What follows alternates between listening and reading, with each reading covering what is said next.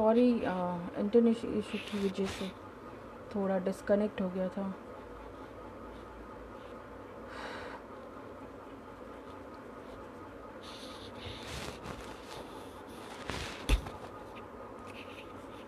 Hello, sorry, internet connection की वजह से डिस्कनेक्ट हो गया था। Really very sorry. आजकल इंटरनेट का ज़्यादा यूज़ हो रहा है जिसकी वजह से ये सबको इशू आ रही है। आई होप अभी मैं आपको दिख रही हूँ और मेरी आवाज़ भी शायद आप सुन पा रहे होंगे, जो भी यहाँ पे हैं। तो प्लीज़ कमेंट में कि मेरी आवाज़ जो है ऑडिबल है।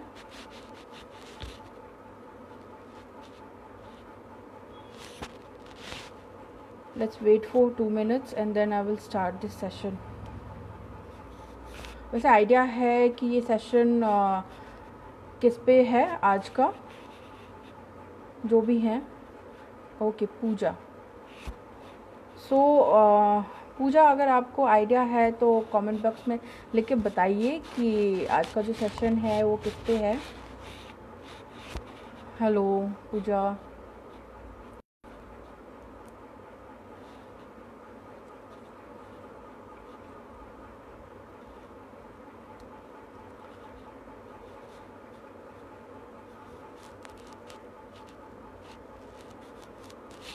Hello Archana. Hello Jerry.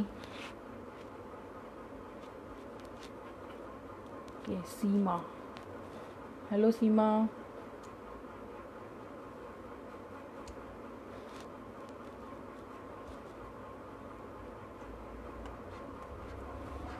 I hope I am audible. Hello Anjali.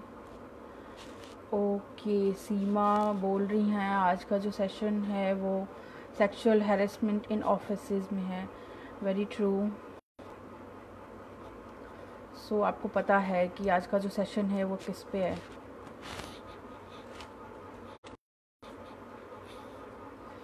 So I will wait for 2 minutes and then I will start the session. I hope कि तो इंटरनेट जो है वो इशू ना करे सेशन को लेके।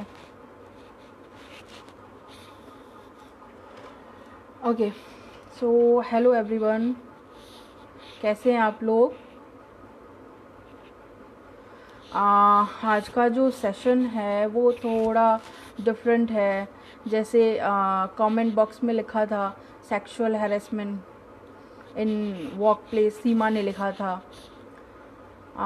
Hello Imran, hello Atul.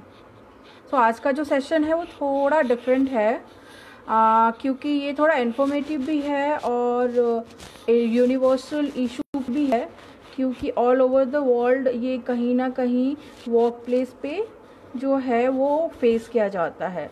Okay, तो ये जो भी सेशन है आज का वो है prevention of sexual harassment eight work place.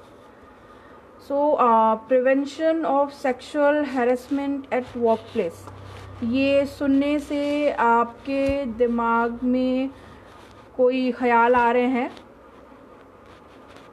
तो प्लीज़ शेयर कीजिए। ये जो शब्द सुना आपने, prevention of sexual harassment eight work place,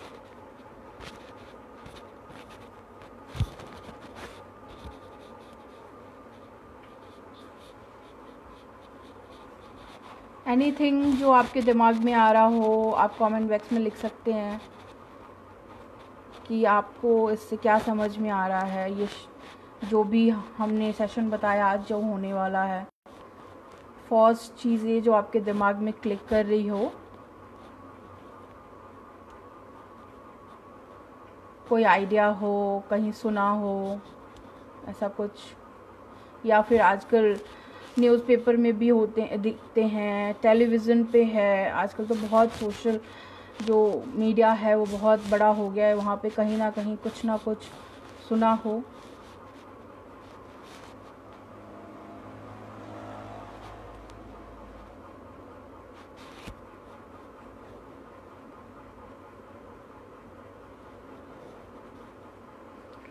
okay, जल्पा बता रही हैं जॉब पर कोई हैरेसमेंट हो उसके बारे में है कुछ।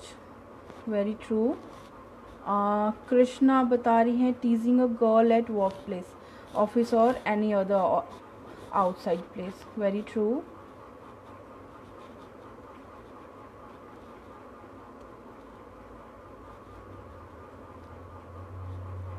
Stocking women employee.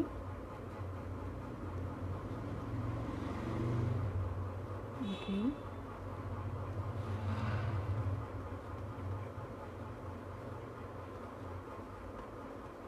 any other response?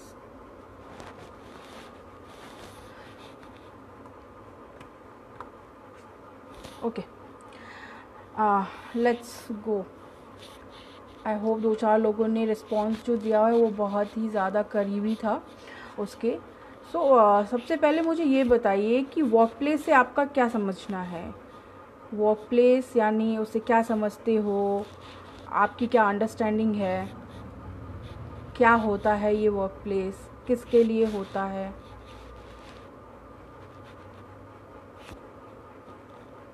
Anything, share your feeling, anything, what is your understanding, आपकी क्या अंडरस्टैंडिंग है वो भी शेयर कर सकते हैं।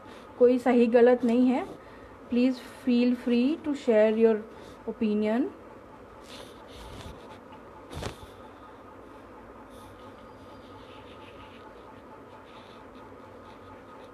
ओके, सीमा कह रही है how to prevent this harassment.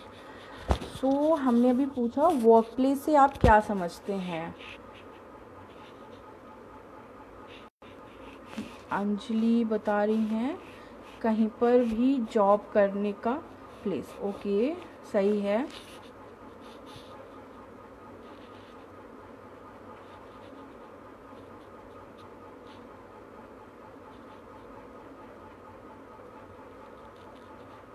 Any other?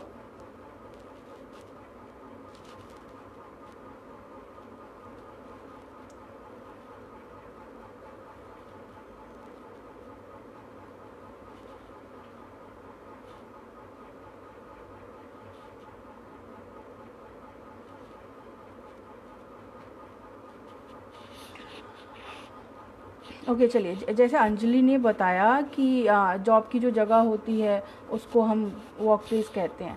So she is very right. Okay, Monika ने बोला no idea, no problem. So workplace हम उसे कहते हैं जहाँ पे हम काम करते हैं, यानी जहाँ पे हम जॉब करते हैं। जैसे कि कोई ऑफिस हो गया, है ना, ऑफिस के काम से हम और कुछ रिस्पॉन्स आ रहा है। वर्क प्लेस मीन्स जहाँ हम जॉब करते हैं। ट्रू।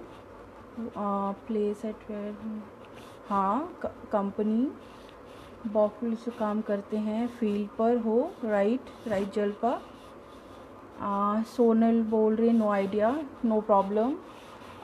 सीमा जो है वो बोल रही है हमारे एम अचीव करने के लिए। अच्छा, सो नियति बता रही हैं जहाँ हम काम करते हैं, चाहे वो ऑफिस हो या फील्ड हो। Very true.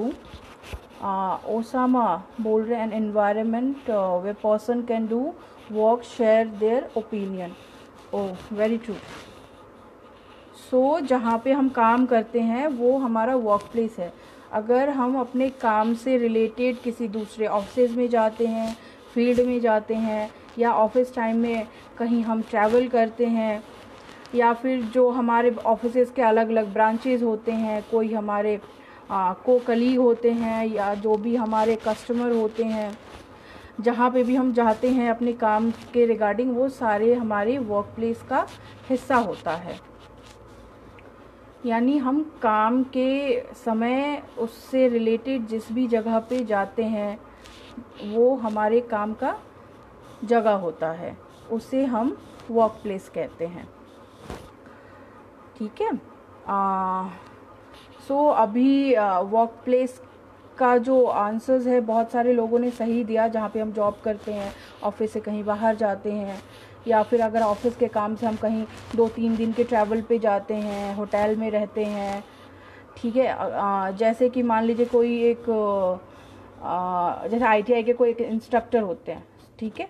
तो जो इंस्ट्रक्टर होते हैं वो अपने ITI में रहते हैं। अब ITI से रिलेटेड वो जैसे किसी गवर्नमेंट ऑफिस में जाते हैं, वो उनका वर्क प्लेस हो जाता है, या फिर वो ट्रैवल ही करते रहते हैं, तो वो सारा उनका वर्क प्लेस होता है। ये सारी चीज़ें जो होती है वो वर्क प्लेस के अंदर में आती हैं। तो अभी हम समझ गए हैं कि वर्क प्लेस जो है वो क्या होता है। अभी दूसरा जो एक और वर्ड आया था, हैरेसमेंट, इसे कोई बता सकते हैं कि हैरेसमेंट से आप क्या समझते हैं?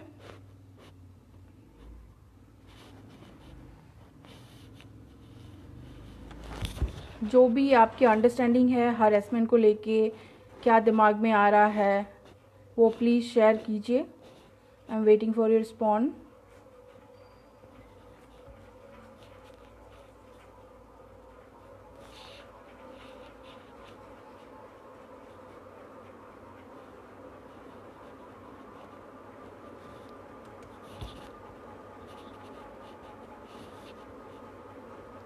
कहीं सुना है ये शब्द अभी जो मैं बता रही हूँ, इसके अलावा भी हैरेसमेंट कहीं सुना है, कहीं पढ़ा है? आजकल तो सोशल मीडिया से बहुत सारे लोग जुड़े हुए हैं, कहीं देखा है ये शब्द?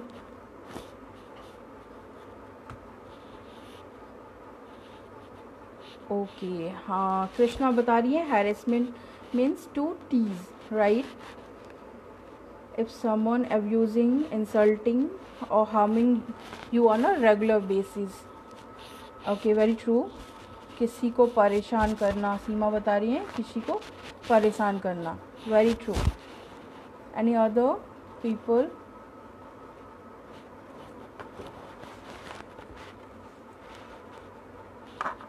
ओके, जैसे ओसामा ने बताया कि कोई व्यक्ति अगर आपका इंसल्ट करता है या फिर आपको हार्म करता है, वो हैरेसमेंट में आता है।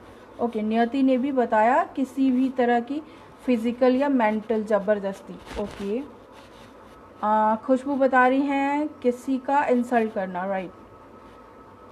ओके, किसी भी पर्सन को अननेसेसरी कमेंट पास करना, वेरी ट्रू। उम्यानी लिख रही है इफ समवन इज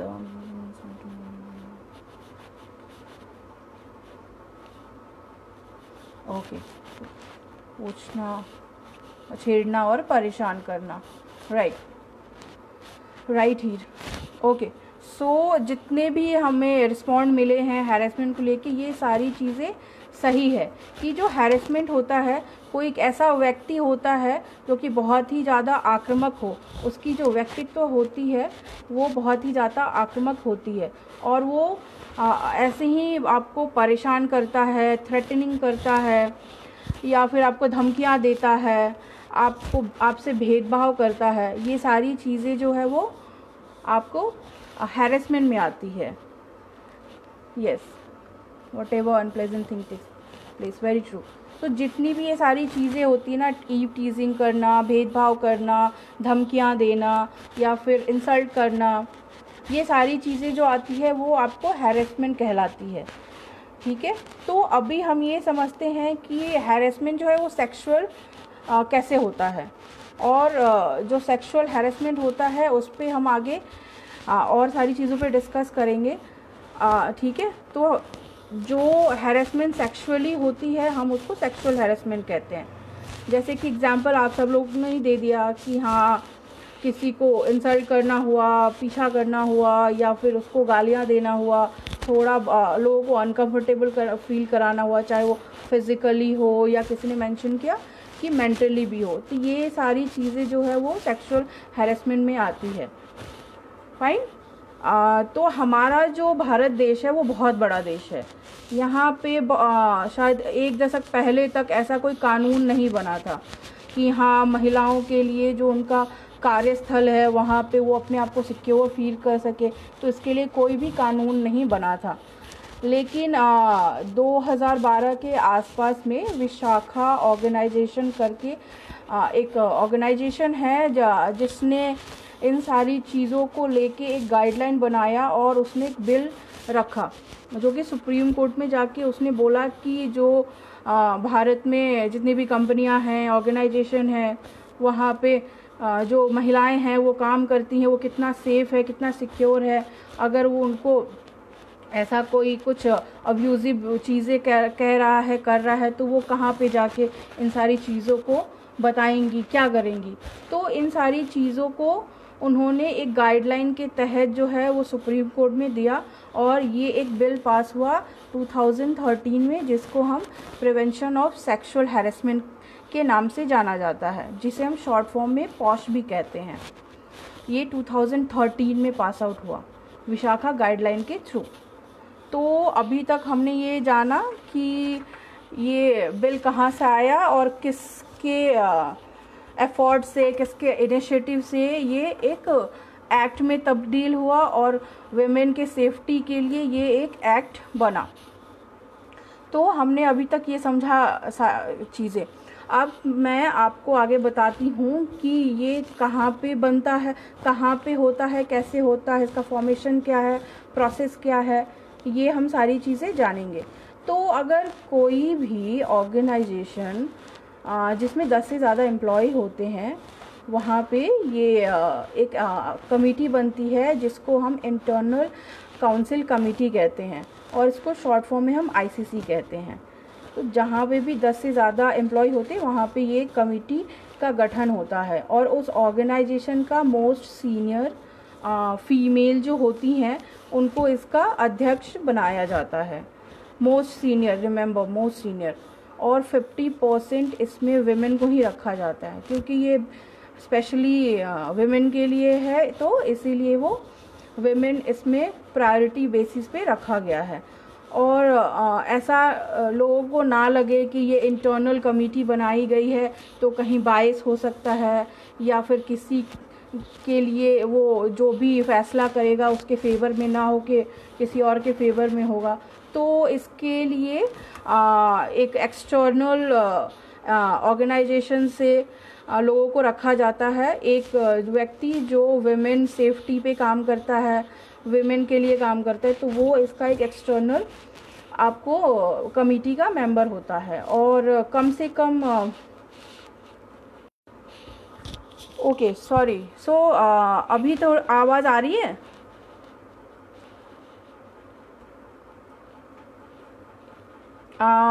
अभी आवाज़ आ रही है क्या? अगर आ रही है तो प्लीज़ आप बता देंगे यस कमेंट बॉक्स में लिख के। ओके, मैं एक बार फिर से रिपीट कर देती हूँ। जहाँ पे 10 से ज़्यादा एम्प्लॉय होते हैं किसी भी ऑर्गेनाइजेशन या कंपनी में, वहाँ पे एक आईसीसी का गठन होता है जिसको हम लोग फुल फॉर्म में इंटरनल काउंसिल कमेटी बोलते हैं। और इसमें कंपनी के मोस्ट सीनियर फीमेल जो होती हैं उनका अध्यक्ष उसको चुना जाता है। ठीक है, थैंक यू, आप लोग सुन पा रहे हैं। तो उनको चुना जाता है और उसी कंपनी के कम से कम 2 लोग जो होते हैं वो इस कमेटी के मेंबर होते हैं और एक एक्सटर्नल मेंबर होते हैं जो कि विमेन पे काम करते, उसकी सेफ्टी को लेके काम करते हो, यानी विमेन इश्यूज़ पे जो भी काम करते हैं वो एक एक्सटर्नल मेंबर होते हैं। तो ये एक कमेटी होती है। फाइन, ठीक है। तो अब हमें ये देखना है कि ये तो इंटरनल कमेटी हो गई और एक एक्सटर्नल कमेटी भी होती है जिसको हम लोकल काउंसिल कमेटी बोलते हैं। जो हमारे डिस्ट्रिक्ट मजिस्ट्रेट होते हैं वो इस काउंसिल का अगुवाई करते हैं, यानी वो इस सारी चीज़ों का देखरेख करते हैं। अभी हम ये समझ गए हैं कि ये जो कमेटी होती है कहाँ बनती है, किस प्रोसेस से बनती है। अब हम आगे ये चलते हैं कि अगर कोई भी व्यक्ति यानी फीमेल जो भी हो वो इसको कैसे जो है अपना शिकायत वहाँ तक लेके जाती है। तो अगर कोई भी विमेन अगर लगता है कि वो उसको हैरेस किया जा रहा है तो वो गोपनीय तरीके से उस काउंसिल कमेटी के पास जाएगी और जिसके खिलाफ़ वो शिकायत कर रही है वो वहाँ तक पहुँचाएगी, चाहे वो लिखित हो या मेल के थ्रू हो। वो डिपेंड करता है कि कौन से सोर्सेज से वो उनके पास पहुंचाएगी, लेकिन एक शर्त ये होता है कि कॉन्फिडेंशियल ये सारी चीज़ें होनी चाहिए, कोई तीसरा व्यक्ति ना जाने, सिर्फ काउंसिल कमेटी के अलावा।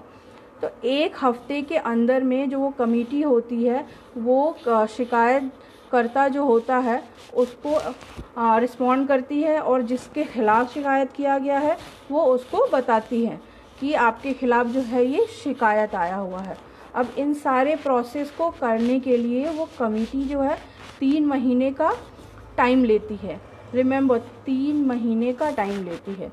इन 3 महीनों में वो वहाँ के लोगों से पूछताछ करती है, सारी चीज़ें, सबूत वगैरह जो भी चीज़ें है वो इकट्ठा करती है, और एट द एंड जो भी रिज़ल्ट होता है, यानी जो भी फैसला होता है वो आपको बताते हैं। और इस फैसले में ये हो सकता है कि जो भी जिसके खिलाफ शिकायत की गई हो, या तो उसे ये बोला जा सकता है कि आप एक माफ़ीनामा दे दो, लेकिन ये डिपेंड करता है कि जो भी शिकायत है वो कितना बड़ा है या छोटा है। तो या तो माफ़ीनामा लिख के दे दो, जो कि अपॉलॉजी लेटर होता है, वो दे सकते हैं। दूसरा आपको ये होगा कि उसको टर्मिनेट कर देंगे। अगर टर्मिनेट कर देंगे तो आगे के उसके करियर के लिए बहुत ख़राब होता है, क्योंकि उनको नौकरी नहीं मिलेगी, तो कैसे वो अपनी लाइफ चलाएंगे। तो ये इसीलिए ये जो कानून है बहुत ही इम्पॉर्टेंट है हर जगह, और इन सारी चीज़ों के लिए हर ऑर्गेनाइजेशन में आपको ट्रेनिंग दी जाती है, वर्कशॉप कराए जाते हैं, ताकि जो मेल है या फिर फीमेल है इन सारी चीज़ों से अवेयर हो सके, और ऐसा कोई भी जो इशू है उस कमेटी के सामने यूजुअली ना आए। वो चाहते कि ना आए, इसीलिए उनके लिए ट्रेनिंग रखते हैं, वर्कशॉप रखते हैं। कहीं पे अगर ऐसी कोई ट्रेनिंग चलती रहती है तो अपने एम्प्लॉय को भी भेज सकते हैं, या तो इंटरनल हो या फिर एक्सटर्नल हो। ठीक है। सो अभी तक मैंने जो भी आपको इन्फॉर्मेशन दिया हो उसके रिगार्डिंग कोई सवाल हो तो आप कमेंट बॉक्स में लिख सकते हैं, या फिर आपको कुछ समझ में नहीं आया हो, कोई भी चीज़ हो तो वो भी बता सकते हैं। I am waiting for your response.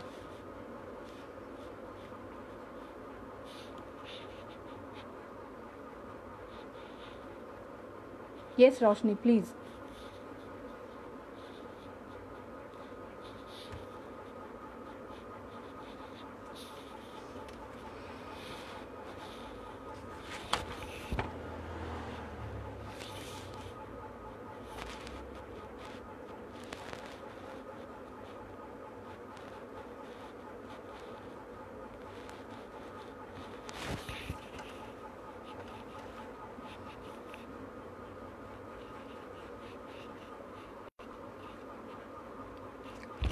Okay, एक सवाल आया है, इमरान ने पूछा है, ये लॉ सिर्फ फीमेल के लिए है क्या? एक्चुअली इमरान, ये जो लॉ है पर्टिकुलर विमेन के लिए बना है, लेकिन इट डजंट मीन कि इसका जो भी आपको शिकायत करना वो सिर्फ फीमेल ही कर सकती है, मेल भी इसका यूज़ कर सकते हैं। क्यों? क्योंकि हर कोई हैरेस हो सकता है, चाहे वो मेल जो है फीमेल को करे, या फिर फीमेल जो है वो मेल को करे, या फिर ये भी हो सकता है कि फीमेल को भी कर सकती है। तो वो जो इंटरनल कमेटी होता है वो उनसे शिकायत जाके कर सकते हैं। अभी इंटरनल कमेटी के ऊपर है कि वो किस तरीके से ये सारे जो भी प्रोसेस है कैसे करेंगी, कितना सही है कितना गलत है, ये सारी चीज़ें जो है वो इंटरनल कमेटी डिसाइड करती है। किसी ने लिखा है टाइम ऑफ हैरेसमेंट, मैं इसे समझ नहीं पाई, तो थोड़ा क्लियर लिखेंगे कि इससे क्या मतलब है टाइम ऑफ हैरेसमेंट का?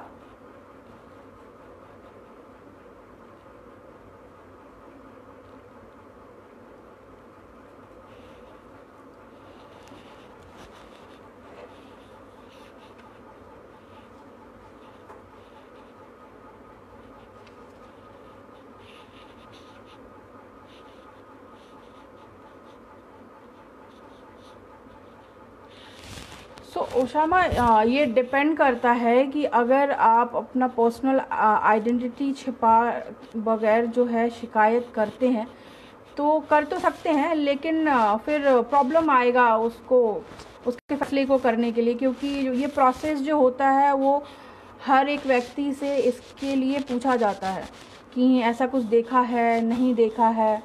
तो ये सारी चीज़ें जो होती हैं देखनी पड़ती हैं। हाँ, एक चीज़ ये होता है कि अगर आप अपने ऑफिस एनवायरनमेंट में अगर किसी के खिलाफ देखते हैं, टाइप है, okay, will discuss it later. हम थोड़ा इनके सवाल का जवाब दे दें, फिर हम इस पे आते हैं। सो हम ये कह सकते हैं कि अगर आप किसी के खिलाफ होते हुए देखते हैं तो आप वो शिकायत कर सकते हैं, लेकिन डिपेंड करता है कि जिसके लिए कर रहे हैं वो आपको अलाउ कर रहा है या नहीं कर रहा है, ये कर सकते हैं। ओके, तो टाइप ऑफ हैरेसमेंट, कितने तरीके का होटल है। होटल है का क्या मतलब है? टाइप कितने तरीके का होता है। आई थिंक मेरे को ये समझ में आ रहा है। ओके, सो अभी तक हमने ये समझा कि जो पॉश है उसका क्या क्या होता है, क्या क्या प्रोसेस होता है, किस तरीके से आप शिकायत करते हैं। अब आगे चलते हैं कि ये जो सेक्सुअल हैरेसमेंट होता है ये किस किस तरीके का हो सकता है, ताकि आप ये आइडेंटिफाई कर सकें और अगर आप इससे गुज़र रहे हो तो इसको आगे शिकायत कर सकें। एक सबसे पहला ये होता है कि कोई अगर व्यक्ति है जो आपको टच कर रहा हो, राइट, आपको ऐसे कंधे पे टच कर दिया, जस्ट सपोज जैसे मैंने अभी टच किया, तो लेकिन टच करने के भी दो तरीके होते हैं। एक कोई मजाक में कर दिया और एक कोई ऐसे टच किया जिससे कि आप अनकंफर्टेबल फील कर रहे हो, ठीक है, तो वो भी हैरेसमेंट में आता है। क्योंकि अगर कोई व्यक्ति आपको गलत तरीके से छूता है तो वो कहीं ना कहीं हैरेसमेंट में आता है, ठीक है। ये आपके फील पे है कि आप इसको किस तरीके से लेते हैं। कई बारी क्या होता है, हम ये जज कर लेते हैं कि कोई भी व्यक्ति होता है अगर हमें अनकॉन्शियसली ऐसे ही छू दिया तो हम उसको भी हैरेसमेंट के दायरे में लाते हैं। नहीं, हमें ये थोड़ा देखना होगा कि ऐसे अनकंफर्टेबल टच जो होता है वो हमें किस तरीके से फील करा रहा है, ये हमारे ऊपर डिपेंड करता है। फाइन। दूसरा ये होता है कि आपको कोई गलत तरीके से देखता है, जैसे कि आप आज ऑफिस गए हैं और बहुत अच्छे तरीके से तैयार होके गए हैं और वो आपको बोलते oh my god you are looking so hot. तो इस तरीके के जो कमेंट होते हैं वो इनएप्रोप्रिएट होते हैं, जो कि हैरेसमेंट के अंतर्गत आता है। और जो लोग ऐसे गलत नज़रों से भी देखते हैं, ऐसा देखने से भी लगता है कि नहीं मैं अनकंफर्टेबल सा फील कर रही हूँ या कर रहा हूँ, तो वो भी हैरेसमेंट के अंतर्गत आता है। इसके बाद आता है सेक्सुअल फेवर। अगर कोई भी आपका को-कलीग हो या फिर बॉस हो, आपको बोलता है कि अगर तुम्हें प्रमोशन चाहिए तो मुझे फेवर देना होगा। फेवर का मतलब समझ ही रही है कि सेक्सुअल फेवर। तो इस तरीके का अगर वाक्य होता है तो वो सेक्सुअल हैरेसमेंट में आता है। तो आगे हम देखते हैं कि जो फेवर मांगना हुआ ये भी बहुत तरीके से हो सकता है कि कोई मैसेजेस करके आपको फेवर मांग सकता है, कोई न्यूड इमेजेस भेज सकता है, कोई लिंक ऐसा भेजता है जिसमें गलत चीज़ें हो, पोर्नोग्राफी हो, ऐसी सारी चीज़ें ये सेक्सुअल हैरेसमेंट में आती है। और एक होता है फिजिकल इंटीमेशन, यानी कोई बार बार आपके पास आके ऐसे ये जो होता है ना एल्बो, इससे अगर आपको कोई ऐसे मारता है तो ये भी कहीं ना कहीं आपको हैरेसमेंट में ही आता है, जो कि फिजिकल होता है और ये फिजिकल होता है। तो ऐसे भी करना, क्योंकि कोई अगर आपको ऐसे मारेगा तो कहीं ना कहीं वो आपको अनकंफर्टेबल सा फील ज़रूर कराएगा, तो वो भी सेक्सुअल हैरेसमेंट में आता है। अब एक और बहुत ही इम्पॉर्टेंट चीज़ होता है कि साइबर बुलिंग। कई बारी क्या होता है कि ऑफिस में बैठे हुए वो आपको ईमेल करते हैं, राइट, न्यूड पिक्चर भेजते हैं ईमेल के थ्रू, कुछ वीडियोस भेजते हैं। तो ये सारी चीज़ें जो होती हैं वो साइबर के थ्रू भेजी जाती है, यानी ईमेल के थ्रू भेजी जाती है, तो वो भी सेक्सुअल हैरेसमेंट में आता है। ये सारी चीज़ों को हम देखें तो हम 3 कैटेगराइजेशन में रख सकते हैं, फिजिकल, मेंटल और इमोशनल। फिज़िकल, जैसे कि आपको कोई अनकंफर्टेबल फील करा रहा हो, या फिर कोई आपको इनएप्रोप्रिएट वे में छू रहा हो, कोई फेवर मांग रहा हो, ये सारी चीज़ें जो होती हैं वो कहीं ना कहीं हैरेसमेंट के अंतर्गत आती हैं। अब हमें ये समझने की ज़रूरत है कि अगर हमारे साथ कार्यस्थल पे ऐसा कुछ हो रहा है तो हम उसे समझें और इसको तुरंत रिएक्ट ना करें। थोड़ा कई बार होता है कि एक आध बार अगर कोई छूता है तो हमें अनकम्फर्टेबल कभी लगता है, नहीं भी लगता है, लेकिन अगर ये चीज़ें कंटिन्यूसली बार बार होती है तो वो कहीं ना कहीं आपको वो व्यक्ति जो है वो हैरेस कर रहा है, और इससे आप मेंटली जो है अपने काम में बहुत ज़्यादा फोकस नहीं कर पा रहे हैं, और ये होता है कि हमेशा परेशान रह रहे हैं, और कहीं ना कहीं आप इमोशनली जो है टूट रहे हैं अंदर से। आप ना ही अपने घर में अपने आप को कंफर्टेबल फील करा पा रहे हैं, किसी के सवाल का जवाब नहीं दे पा रहे हैं। ये सारी चीज़ें जो होती है आपके अंदर चलती रहती है। तो इन सारी चीज़ों के लिए ये जो कमेटी है इसलिए बनी हुई है कि आप वहाँ जाएं और ये ऐसी चीज़ों को आगे लेके आएँ और शिकायत करें।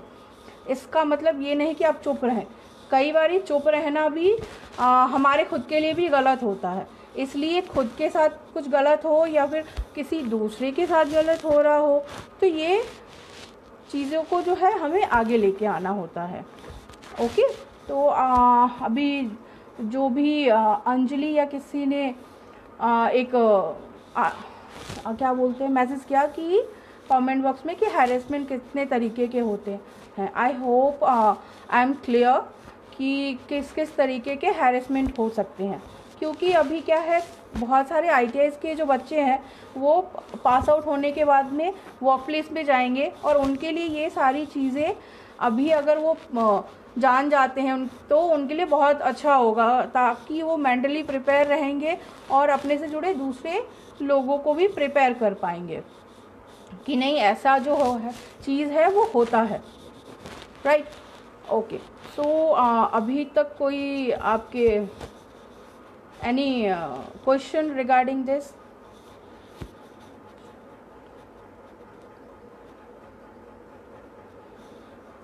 ओके, सो एक सवाल है, अगर शिकायत को सच ना कर पाए क्या सबूत ज़रूरी होता है?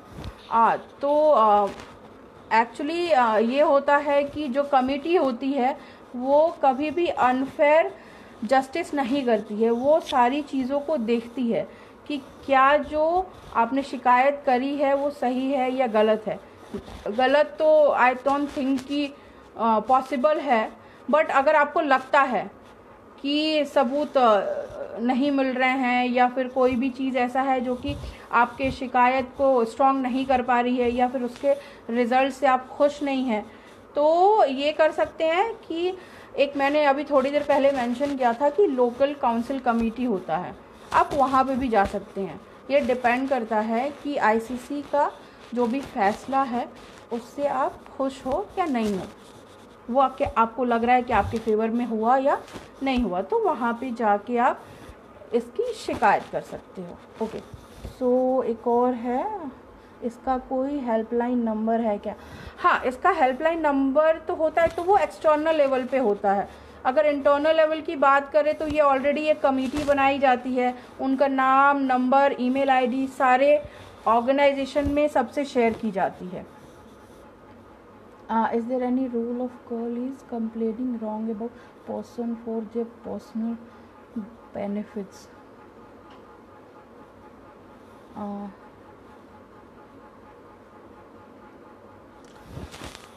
सो रूल का तो मैंने पहले ही मेंशन किया कि ज़रूरी नहीं है कि जो शिकायत हो वो सही हो या फिर गलत हो। ये जब भी शिकायत जब कमेटी के पास में चली जाती है तो वो अनफेयर जस्टिस नहीं करते हैं। अगर कोई भी लड़की पर्सनल बेनिफिट के लिए किसी भी व्यक्ति को फंसाने की कोशिश करती है तो ऐसा नहीं है कि उसके अगेंस्ट अगर वो दोषी पाई गई तो उसके अगेंस्ट भी ये चीज़ें जो है की जा सकती है। तो जो भी फैसला होगा वो कमेटी का ही होता है, वो पूरे चीज़ों को देखती है, समझती है, परखती है, तभी जाके फैसले पे आती है। इसीलिए पूरे 3 महीने का ये जो अंतराल है इसके लिए दिया गया है कि 3 महीने में हम जस्टिस कर पाए, वो भी fair justice. Okay, I hope Osama मैंने आपके सवालों का जवाब दिया हो। Any other question?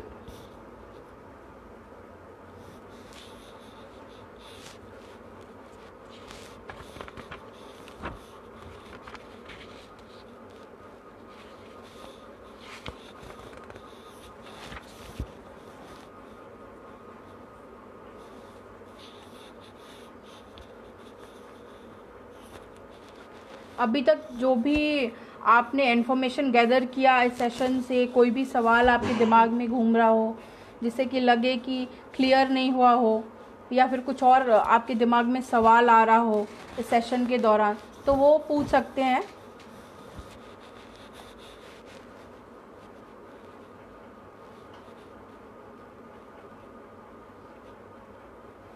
ओके, मुझे ये बताइए यहाँ पे जितने लोग ये सेशन अटेंड कर रहे हैं उसमें से कितने लोग जो हैं वो आईटीआई से हैं?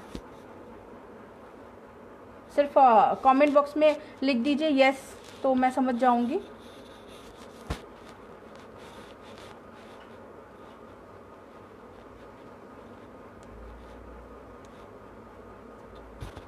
कितने लोग जो हैं वो आईटीआई से हैं?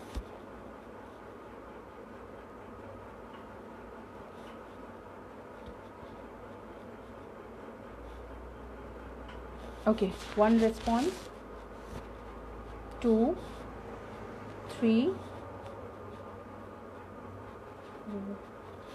5. Okay.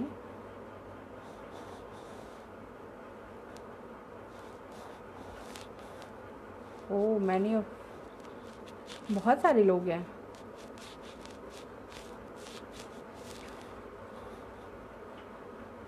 ओके, आप एनजीओ से हैं।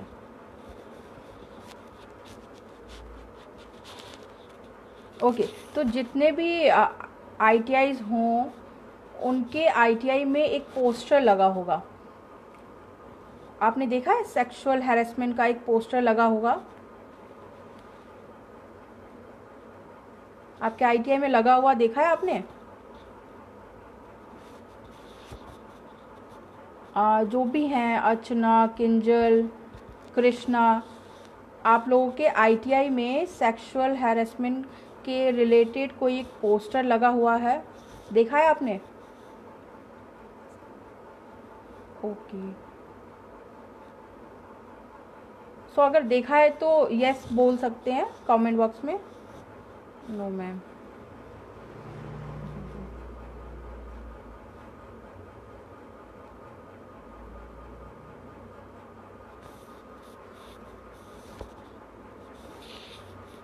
ओके, अच्छा, कुछ ने देखा है, कुछ ने नहीं देखा है। वो जो पोस्टर है, अगर ये लॉकडाउन के बाद में अगर जिसने देखा है तो अच्छी बात है। जिन्होंने नहीं देखा है वो जब भी ये लॉकडाउन खुले तो ओके, मैनी ऑफ देयर, जिन्होंने देखा है जब जाए अपने आईटीआई में तो वो पोस्टर ज़रूर देखे, जो भी हमने अभी इन्फॉर्मेशन दिया, ठीक है? वो वहाँ पे बहुत सारी चीज़ें जो है उस पोस्टर में लगी हुई हैं और लिखी हुई हैं बहुत इजी वे में, जो कि क्वेस्ट अलायंस के तरफ से आपके आईटीआई में दी गई है। एक बार उसे ज़रूर देखना। अच्छा, जिसने भी देखा हुआ है उस पर क्या कुछ पढ़ा है? उस पोस्टर पे किस पोस्टर में क्या लिखा है? यस सीमा, बताइए क्या पढ़ा है आपने, कुछ याद है?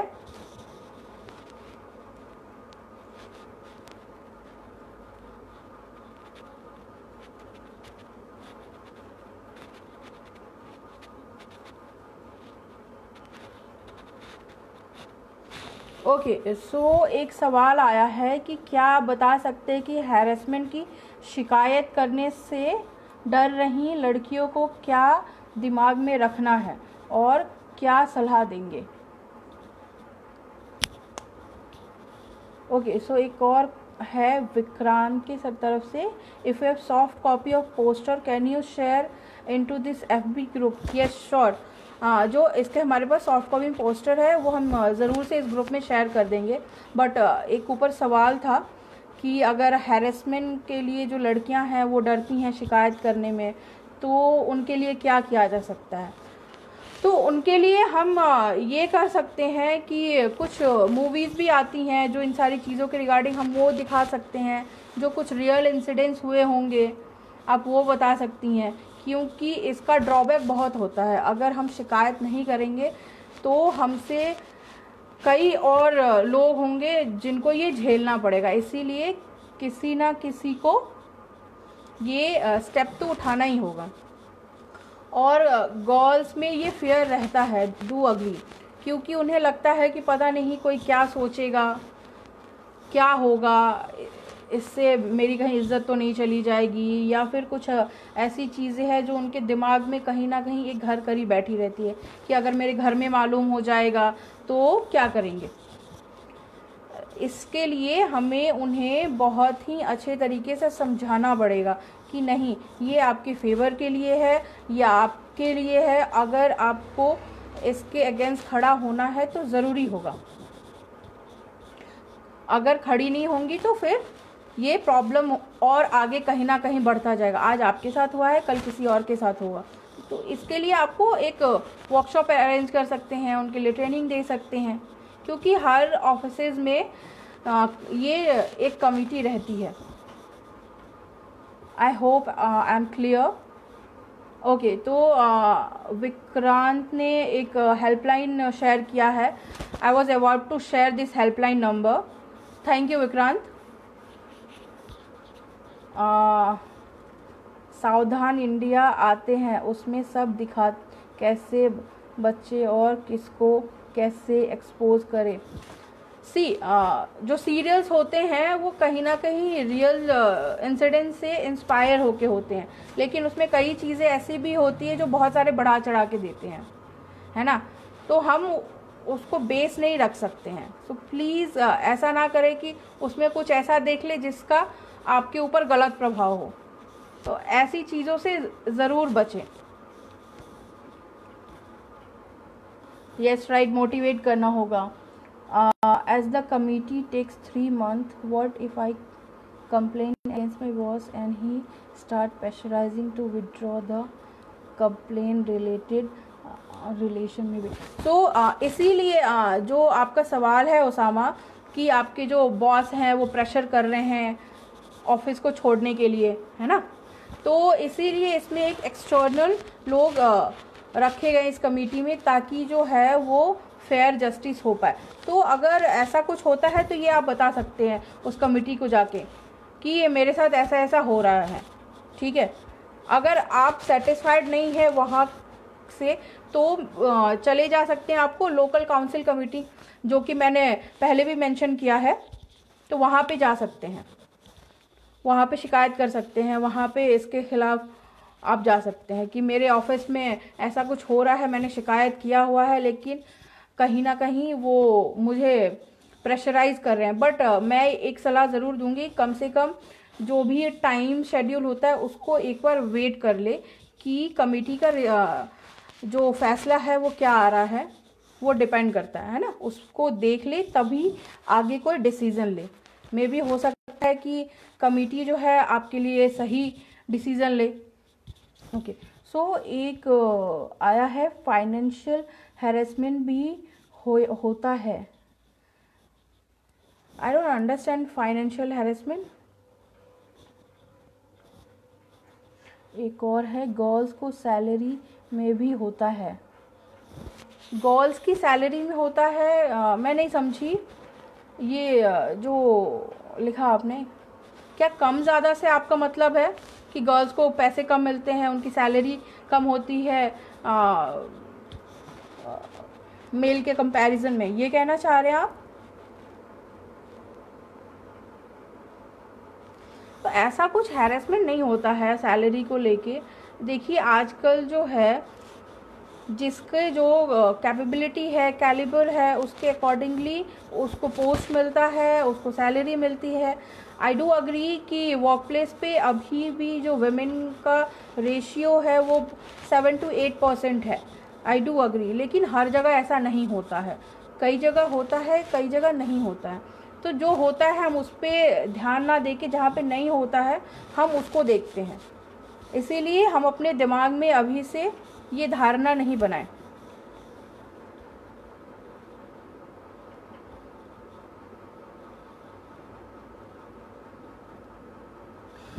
ओके, तो अगर किसी ऑफिसेज में तालीम नहीं मिलती है इसकी, तो मैंने आपको बताया कि कई ऐसे ऑर्गेनाइजेशन होते हैं जो कि वर्कशॉप कराते हैं, चाहे वो वर्चुअली हो या फिर फिज़िकली हो। आप ऐसे ऑर्गेनाइजेशन से कांटेक्ट कर सकते हैं और एक ऐसा वर्कशॉप अरेंज करा सकते हैं, वो कर सकते हैं, राइट। ऐसे बहुत सारे ऑर्गेनाइजेशन हैं। आप कहें तो मैं इस ग्रुप में कुछ ऐसे ऑर्गेनाइजेशन हैं जो कि ऐसा वर्कशॉप कराते हैं। मैं उसका लिस्ट जो है वो शेयर कर दूंगी सेशन के बाद में। आई होप वो आपके लिए काम करेगा। लेकिन अगर हम जब भी गर्ल्स को बोले कि अगर आप वर्क प्लेस पे जा रहे हो तो कहीं ना कहीं इन सारी चीज़ों का अवेयरनेस होना ज़रूरी है। आई होप कि मैंने आपके सवालों का जो है वो सही तरीके से जवाब दिया हो। मे बी सेटिस्फाइड नहीं भी हो तो हम देख सकते हैं कि इसका दूसरा क्या सॉल्यूशन हो। मैं कुछ एक लिस्ट है मैं वो शेयर कर दूंगी। और कोई सवाल हैं आप लोगों के?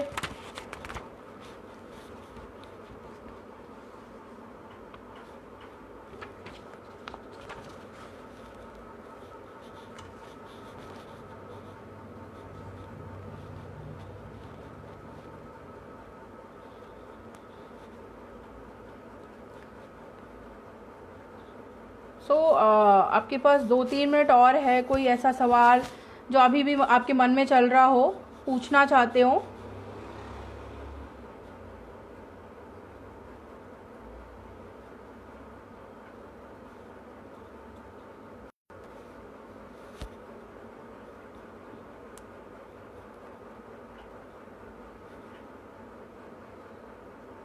ओके मोनिका,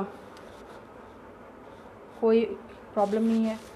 तो ये जो इन्फॉर्मेशन आपने आज सेशन के दौरान जितने भी इन्फॉर्मेशन गैदर किया है, प्लीज़ इसको आगे तक लेके जाएं, ठीक है? क्योंकि आपके पेरेंट्स में हो सकता है वो भी वर्किंग हो, आपके नेबर में भी कोई हो, कोई आपके फ्रेंड्स के सीनियर हो, तो कहीं ना कहीं जो आपसे जुड़े हुए लोग हों उनको ये इन्फॉर्मेशन ज़रूर दें कि हमने आज एक सेशन अटेंड किया है, prevention of sexual harassment eight work place.